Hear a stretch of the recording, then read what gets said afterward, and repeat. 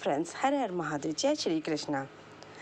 नारद जी बोलते हैं कि जलंधर को कैलाश पर्वत पर मौजूद खजाने के बारे में बताते हैं और माता पार्वती की सुंदरता के बारे में भी वर्णन करते हैं। साथ ही जलंधर से कहते हैं कि महादेव के अतिरिक्त कोई दूसरा त्रिलोक में समृद्धिशाली नहीं है।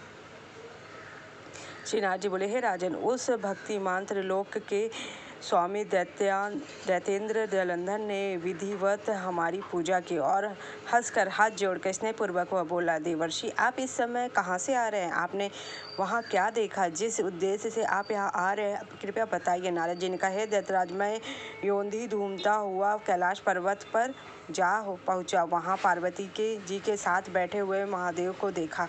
वहाँ 10,000 योजन के विस्तार में कल्प वृक्षों का भारी जंगल था। वह महावन सैकड़ों कामधेनु गौओं से युक्त, जिसमें कैलाश पर्वत चिंतामणि के समान देदीप्यमान हो रहा है। यह दृश्य देख के मुझे बड़ा आश्चर्य और विस्मय हुआ और चित्त में यह विकल्प होने लगा कि ऐसी संपत्ति तो तीनों लोक में और कहीं हो ही नहीं सकती। हे दैत्य, उसी समय तुम्हारी संपत्ति का स्मरण करते हुए मुझे हो गया कि उसी को देखने के लिए मैं आपके समीप आज यहाँ आया हूँ। स्त्री के बिना तुम्हारी यह संपत्ति देखकर भी मैं इसी निष्कर्ष पे हूँ कि महादेव के अतिरिक्त कोई दूसरा त्रिलोक में समृद्धशाली नहीं। यद्यपि तुम्हारे वश में अनेक अप्सराएं तथा नाग कन्या है, तथापि उनमें कोई पार्वती जी की भांति रूपवती नहीं है। प्राचीन काल में जब पार्वती के सौंदर्य रूप समुद्र में डूबकर ब्रह्मा जी का भी वीर्य प्राप्त हो गया था, तब भला उनके सौंदर्य की उपमा किससे दी जा सकेगी?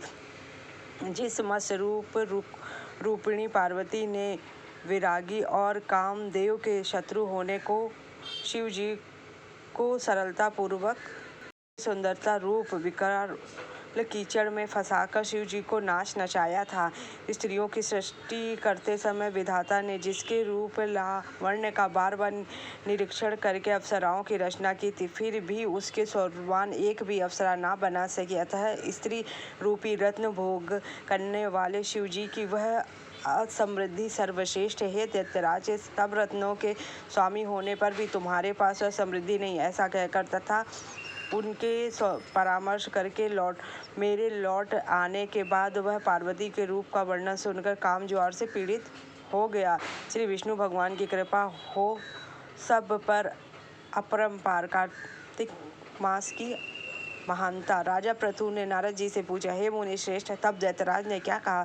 वह तब मुझे विस्तार से सुनाइए। नारद जी बोले कि चलते जाने के बाद जलंधर ने अपने राहु नामक दूत को बुलाकर आज्ञा दी। कैलाश पर जटाधारी शंभु योगी रहता, उससे उसकी सर्व सुंदरी भार्या को मेरे आंगन में लेकर उसे भीतर सभा में जाने से रोक दिया गया। किंतु अब दूत शिव के स्थान पर पहुंचकर तुरंत नंदी ने उसे भीतर सभा में जाने से रोक दिया, किंतु वह अपनी उग्रता से शिव जी की सभा में ही चला गया और शिव के आगे बैठकर दैत्यराज का संदेश कह सुनाया। उस राहु नामक दूत के ऐसा कहते ही भगवान शूलधारी के आगे पृथ्वी फोड़कर एक भयंकर शब्दवाद पुरुष प्रकट हो गया, जिसका मुख सिंह के समान मुख था। वह नरसिंह ही राहु को खाने चला।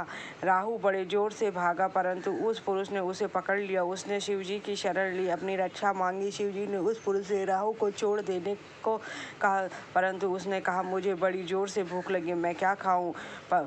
महेश्वर ने कहा, यदि तुझे भूख लगी है तो शीघ्र ही अपने हाथ और पैरों का मांस भक्षण कर ले, और उससे ने वैसा ही किया। तब वह केवल उसका सिर शेष मात्र है। तब उसका ऐसा कृत्य देख शिवजी ने प्रसन्न होकर उसे अपना आज्ञापालक जान अपना परम प्रिय गण बना लिया। उस दिन से वह शिव के द्वार पर कार्तिक नामक गण बनकर रहने लगा।